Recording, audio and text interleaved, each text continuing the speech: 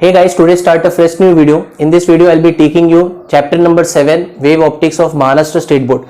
Before starting with the video, let me introduce myself. My name is Sunil Kumar. I'm a physics teacher and you are watching SD Learning Hub, our YouTube platform. So let's start with the video.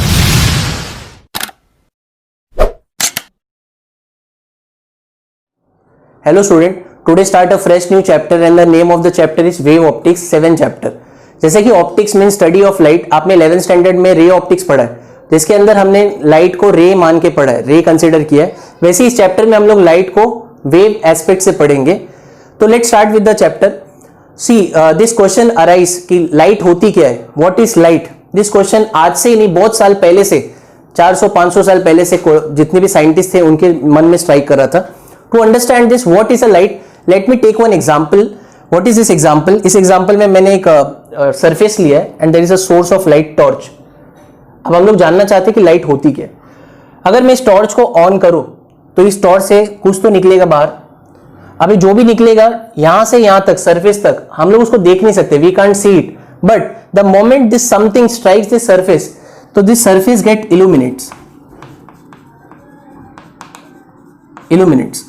और इसी को हमने नाम दिया light. मतलब light जब चलती है रास्ते में तो हमको दिखती नहीं है। लेट्स से कि अगर यही टॉर्च को अगर मैं यहां से ऑन करूं तो लाइट निकलेगी, लाइट हमें इस रास्ते में तो नहीं दिखेगी, but the moment it strikes the wall gets illuminate, तो वॉल पे एक ब्राइट पॉइंट आ जाएगा, इसी को हम लोग लाइट बोलते हैं। तो ये लाइट क्या होती है, बहुत सारे साइंटिस्ट लोग ने अपनी अपनी थियरी बनाई। पहली थियरी, पुराने जमाने की थियरी। तो किसी साइंटिस्ट ने बोला अपनी थियरी में कि लाइट क्या होती है, light is nothing but they are particles के फॉर्म में चलती है। किसी साइंटिस्ट ने बोला लाइट पार्टिकल नहीं, लाइट वेव होती है।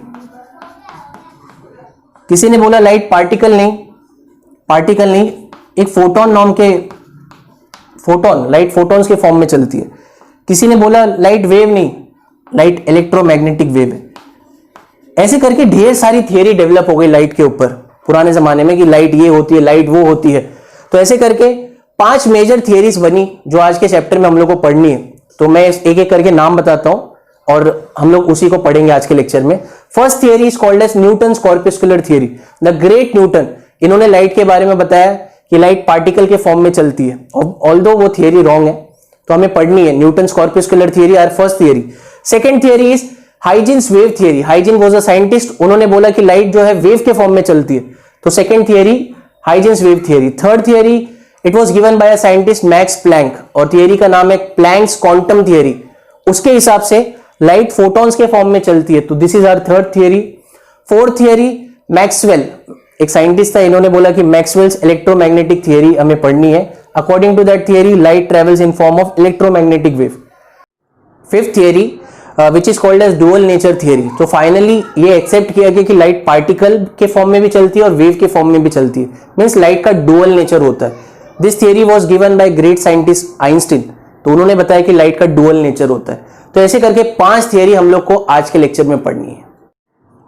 Out of the 5 major theories of light हमें जो पढ़ना है, first theory Newton's corpuscular theory. This theory was given by great Newton in the year 1675। अब देखते हैं न्यूटन ने लाइट के बारे में क्या क्या बोला। First point, he said according to this theory light travel in the form of tiny massless and rigid particle, और न्यूटन ने उस पार्टिकल का नाम दिया कॉर्पसल्स। कॉर्पसल्स मतलब क्या होता है, छोटे छोटे particles, tiny particle, and they are massless. Second point, अब देखो न्यूटन ने by considering light as corpuscles बहुत सारे फिनोमिना, जैसे कि लाइट सीधी क्यों चलती है, लाइट रिफ्लेक्ट क्यों करती है, रिफ्रैक्ट क्यों करती है, तो उन्होंने एक्सप्लेन करना चाहा। Second point, this corpuscles they travel in a straight line in absence of any external force. मतलब ये कॉर्पसल्स स्ट्रेट लाइन में चलेंगे in absence of any external force. जब तक उस पर कोई फोर्स ना लगे तो ये कॉर्पसल्स स्ट्रेट लाइन में चलते हैं। Third point, now let us see Newton ने रिफ्लेक्शन को कैसे एक्सप्लेन किया। He said when light corpuscles strike any reflecting surface they undergo elastic collision, this proves law of reflection. आप सभी को पता रहेगा Newton he was a master in mechanics, तो उन्होंने मैकेनिक्स के हिसाब से बताया। आपने मैकेनिक्स में ऐसा कुछ पढ़ा रहेगा कोलिजन चैप्टर में, कि जब कोई बॉल किसी रिजिड वॉल से टकराता है और कोलिजन कैसी हो, इलास्टिक। अगर इलास्टिक कोलिजन हो रहा है तो ये जो एंगल ऑफ इंसिडेंस होता है this is always equal to angle of reflection. ये हमने मैकेनिक्स में प्रूव किया है इसको 11th स्टैंडर्ड में। तो इनका भी यही मानना था कि लाइट के कॉर्पसल जब किसी मिरर से टकराते हैं तो angle of reflection incidence is equal to angle of reflection. तो उन्होंने बोला कि ये मॉलिक्यूल कॉर्पसेस और मिरर के बीच का जो कोलिजन है वो इलास्टिक होता है। तो angle I is equal to angle R, law of reflection prove किया उन्होंने। नाउ लेट अस सी कि रिफ्रैक्शन ऑफ लाइट कैसे प्रूव किया उन्होंने बोला कि during refraction it is a difference in force that causes change in direction of light. अभी इसको समझाता हूं मैं कि उन्होंने बोला कि जब लाइट हवा में चलती है तो there is a force between light and air molecules.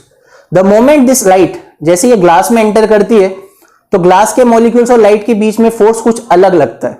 So due to this difference in force light bend होती है। तो फिर से एक्सप्लेन कर रहा हूं कि लाइट के मॉलिक्यूल्स, लाइट और ग्लास के मॉलिक्यूल्स का बीच का फोर्स अलग, एयर के मॉलिक्यूल्स और लाइट के बीच का फोर्स अलग। इस डिफरेंस इन फोर्स की वजह से लाइट बेंड होती है। नेक्स्ट पॉइंट, ये तो ब्लेंडर था, न्यूटन ने बोल दिया कि light travels faster in denser medium compare to rare medium. अच्छा, न्यूटन ने ऐसा क्यों बोला?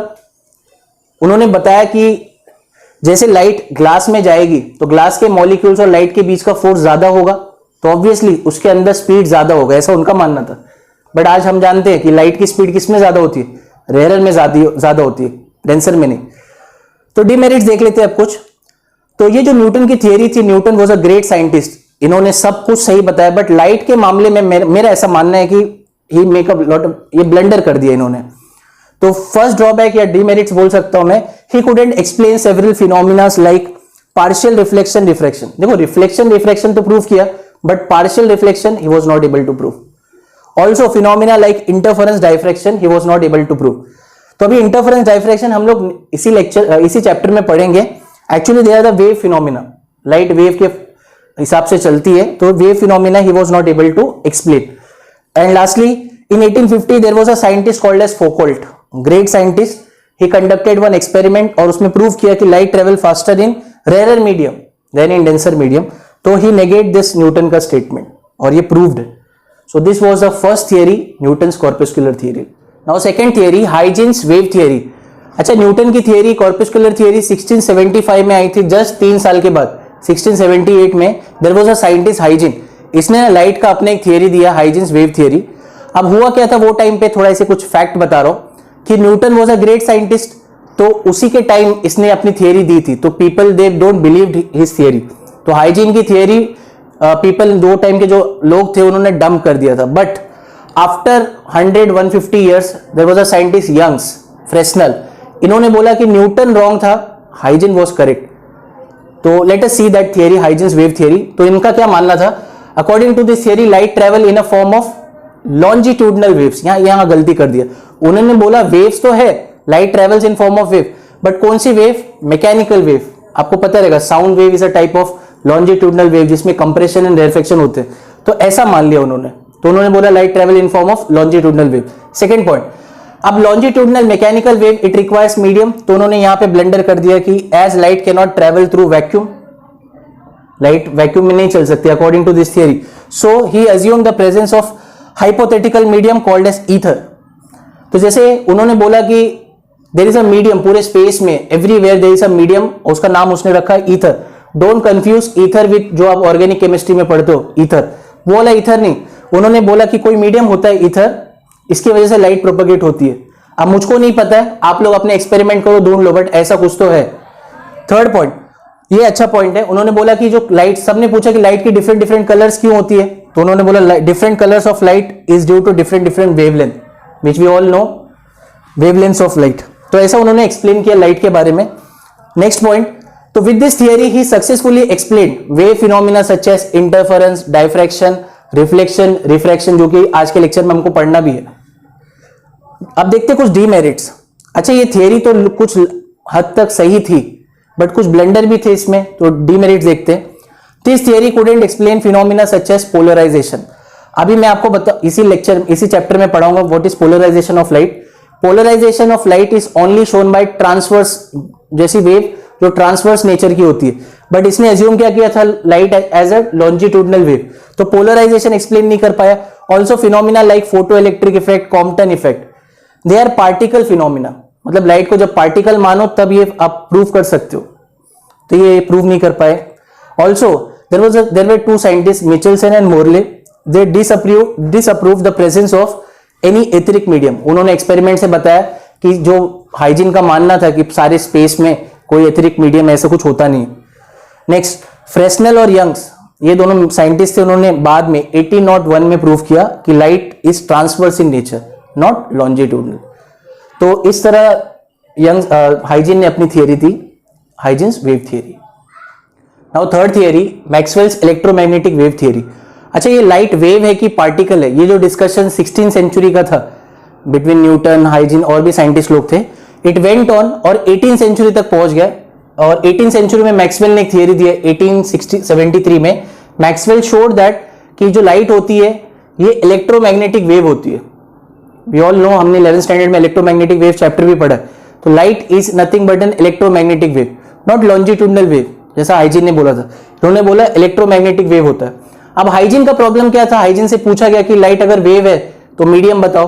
तो मैक्सवेल ने एकदम सही बताया इसका कि लाइट जो होती है इसको कोई मीडियम की जरूरत नहीं पड़ती है, it doesn't require any medium. We all know, sound अगर मैं यहाँ पे क्लास बात कर रहा हूं आपसे, तो यहाँ पे एयर मॉलिक्यूल्स अगर निकाल लूं तो you won't be able to hear me, because sound के लिए मीडियम की जरूरत पड़ती है। But light doesn't require any medium, because light is a self propagating wave in which changing electric field produces changing magnetic field and changing magnetic field produces changing electric field. Henceforth, light is a self propagating wave. इसको मैं explain करता हूं। यहां पे आपने electromagnetic wave chapter में पढ़ा रहेगा कि how EM waves they propagate, they don't require any medium. तो लाइट का भी कुछ ऐसे ही होता है कि let's say this is y direction, तो this is a magnetic field, तो मैग्नेटिक फील्ड की वाइब्रेशन y एक्सिस पे है और this is the x axis, तो इलेक्ट्रिक फील्ड की वाइब्रेशन x एक्सिस पे। अब दोनों एक्सिस को परपेंडिकुलर कौन सी डायरेक्शन है, z डायरेक्शन। तो जो हमारी ये वेव है, ये x electric field and magnetic field, ये z के अलोंग चलेगी ऐसे, तो this is the direction of propagation. तो इसमें मैक्सवेल ने क्या बताया कि this changing magnetic field, can you see magnetic field constant नहीं है, यहाँ पे 0 1 2 3 ऐसे बढ़ रही है, तो ये मैग्नेटिक फील्ड चेंजिंग नेचर की है। तो changing magnetic field produces what, changing electric field. अब changing electric field will produce what, changing magnetic field. Changing magnetic field will again produce changing magnetic field, electric field. तो ऐसे करके ये जो एक दूसरे को प्रोड्यूस करने लगेंगे, इसलिए बोला जाता है कि EM वेव या light is a self propagating wave. Next, most of the optical properties depend on electric field. See, electric field और मैग्नेटिक फील्ड, लाइट में दोनों फील्ड होती है। इन्होंने ऐसा बताया कि our eyes are more sensitive to which field, electric field. Henceforth, all the optical properties of EM wave, it only depends on electric field. इसलिए आपने एक पॉइंट भी सुना रहेगा कभी कि electric field is also called as light vector. Light vector क्यों बोलते हैं, क्योंकि इन दोनों में से जो हमारी आईज सेंसिटिव किस फील्ड के लिए होती है, सिर्फ इलेक्ट्रिक फील्ड के लिए सेंसिटिव होती है, इसलिए इलेक्ट्रिक फील्ड को और एक नाम बोला जाता है, इसको लाइट वेक्टर भी बोला जाता है। तो फील्ड विच इज रेस्पॉन्सिबल, जिससे हम लोग सेंसिटिव होती है हमारी आंखें। अब डीमेरिट्स देख लेते हैं। ऑलमोस्ट सभी फिनोमिना इस थियरी ने एक्सप्लेन कर दिए, interference, diffraction, polarization, everything, but तो भी कुछ फिनोमिना लेफ्ट आउट हो गए जो एक्सप्लेन नहीं कर पाए, such as photo electric effect, Compton effect. तो ये अभी भी ये थियरी एक्सप्लेन नहीं कर पाई। तो ज्यादातर तो मिस्ट्री सॉल्व हो गए, कुछ बच गए, आगे की थियरी में कुछ साइंटिस्ट लोग ने सॉल्व कर दी। So this was Maxwell's electromagnetic wave theory. अभी जो लाइट वेव है कि पार्टिकल है, ये जो डिस्कशन है ये आगे सेंचुरी आफ्टर सेंचुरी ये ट्रेवल होते गया, फिर बाद में ये 19th सेंचुरी तक पहुंच गया। तो 19th सेंचुरी में एक साइंटिस्ट थे मैक्स प्लैंक, उन्होंने एक theory the max Planck's quantum theory.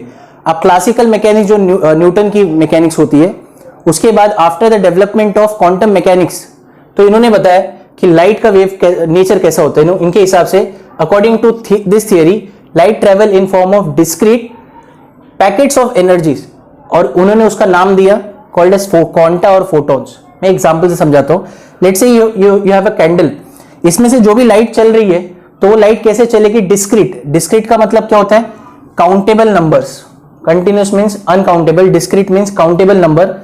Discrete packets of energy, can you see यहाँ पे एक पैकेट है, और एक पैकेट का नाम क्या दिया इन्होंने, photon. And second, the energy of each photon, each photon के अंदर एनर्जी कितनी होती है, E = h न्यू। इनका यह मानना था कि energy of photon it is directly proportional to frequency of light. और फ्रीक्वेंसी, जब प्रोपोर्शनलिटी का साइन हटा तो एक कांस्टेंट आएगा h, जहां पे h को क्या बोलते हैं, प्लैंक्स कांस्टेंट। और this nu is called as frequency of light, जो इस फोटोन के अंदर जो वेव है उसकी फ्रीक्वेंसी। अब ये थियरी तो एक्सेप्टेड थियरी थी, but then too it was not able to explain wave phenomena. Wave phenomena कौन से, अपने इंटरफेरेंस डायफ्रैक्शन में ये एक्सप्लेन नहीं कर पा रही थी।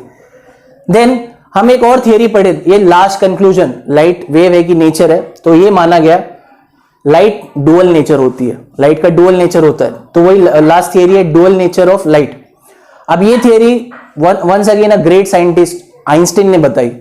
ये जो डिस्कशन था ना, लाइट पार्टिकल है कि वेव है, तो आइंस्टाइन ने बोला light it exhibit both the nature, और यहीं पे ये कंक्लूड हुआ, this is a accepted theory कि light has both the nature, wave as well as particle.